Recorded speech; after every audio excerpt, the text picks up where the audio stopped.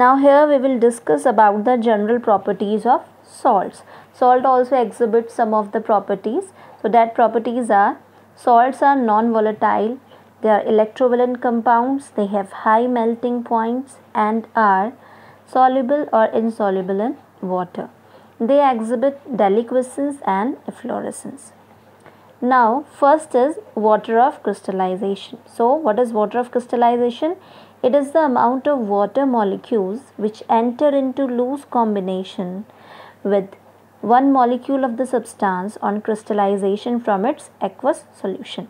It means whenever we crystallize any salt from the aqueous solution, some of the water molecules, in some of the amount, some water molecules will combine with that salt in loose form, in loose chemical combination. So that amount of water molecules are known as water of crystallization.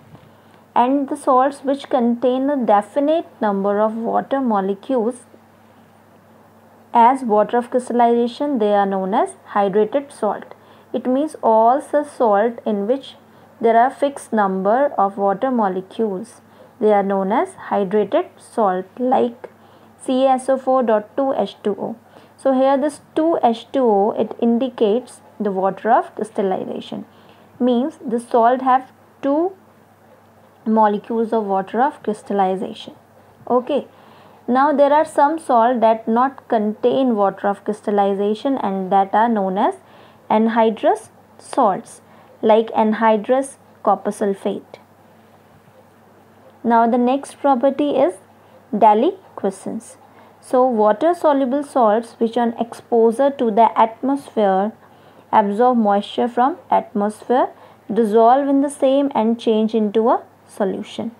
So all water soluble salt, it means the salt which are soluble in water, when we expose them in the atmosphere, they will absorb the moisture from the atmosphere and dissolve in them and then convert into a solution. So that property is known as deliquescence, and such salts are known as deliquescent salts, like iron chloride, anhydrous CaCl2, MgCl2, all these are deliquescent salts. Now there are some substances which absorb moisture from atmosphere but they do not dissolve in them. Okay, so such substances are known as hygroscopic substances. Okay, and they are used as drying agents like CaO. Now the next property is efflorescence. So crystalline hydrated salts which on exposure to the atmosphere lose their water of crystallization partially or completely and change into a powder.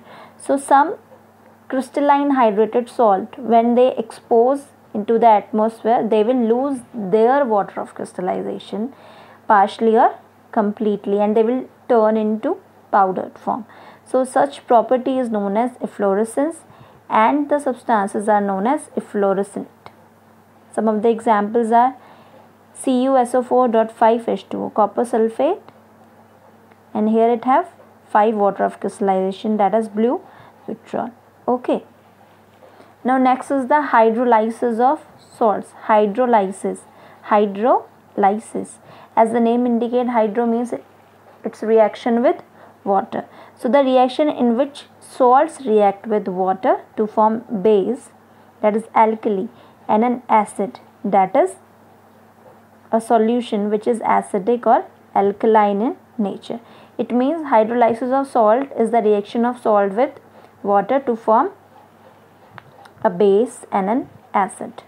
Okay, so here is some neutralization reaction are given: weak alkali plus a strong acid.